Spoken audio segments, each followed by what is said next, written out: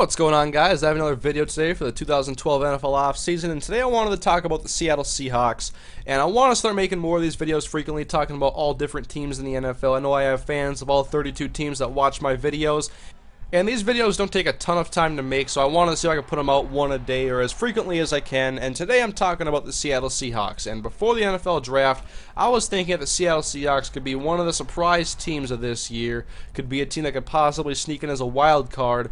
But I think they're going to have to get about 10 or 11 wins if they want to get a playoff spot, with the NFC being so strong and many tough divisions, and they have to deal with the San Francisco 49ers in the NFC West. But obviously this offseason they went out and got Matt Flynn to be their quarterback. I'm expecting him to start, although Pete Carroll has kind of talked about Russell Wilson having a fair shot and whatnot. But if you go out and get Matt Flynn, he's probably going to be the starter day one. But there's so much more about this team that I really like. And first off, I'll talk about Marshawn Lynch. And it just seems after that beast mode run against the Saints a couple of years back, he has just exploded. Last year he ran for 1,200 yards and 12 touchdowns. It's exactly what you're looking for out of a three-down running back like Marshawn Lynch. And in the draft, they went out and got Robert Turbin. And while I don't watch a lot of college football, I do watch some highlights and try to learn about some of the prospects coming into the draft. And Robert Turbin was one of the guys that I saw. And I think he's going to be a great complement to Marshawn Lynch. He brings a lot of those same elements. He's strong, he's powerful, but he's also got deceptive speed, and he's very athletic. And while I don't know a whole lot about their draft class and the guys that they drafted, there's also Bruce Irvin, who they took in the first round. And that was one of the picks a lot of people were saying that was a reach, but he's a pass-rushing defensive end.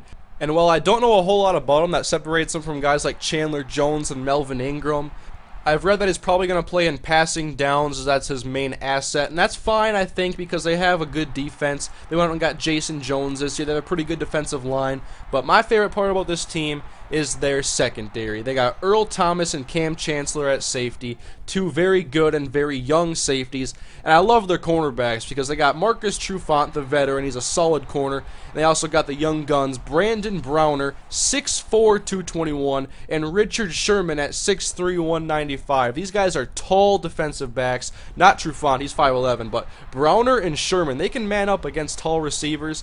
And that is evident by their interception statistics from last year. Browner led the team with 6 picks and 2 for a touchdown. Cam Chancellor had 4, Sherman had 4, and Earl Thomas had 2. So definitely look for those guys to hopefully make some plays against teams like the Cardinals that have Michael Floyd and Larry Fitzgerald. The 49ers stocked up on wide receiver talent, and they play some tough out-of-division games this year against teams like the Packers, the Patriots, the Bears, the Lions, the Panthers, the Cowboys.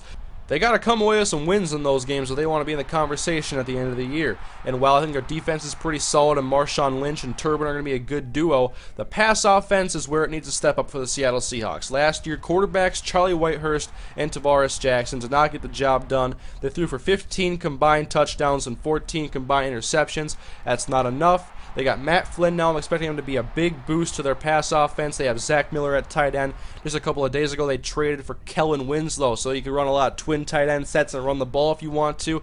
You also got receiver Doug Baldwin, who burst onto the scene last year, undrafted rookie, led the team in receptions and receiving yards.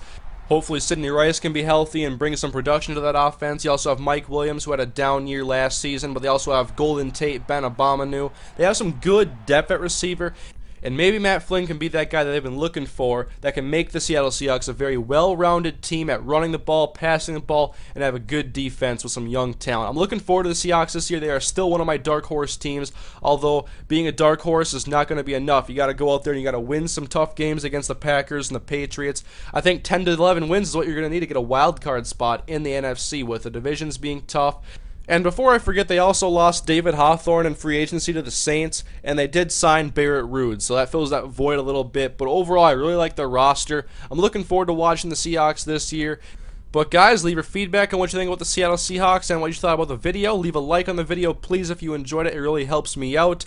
And let me know in the comment section what the next team you want me to talk about in the next video is going to be. So thank you guys for watching. Leave your feedback, and I will see you guys next time.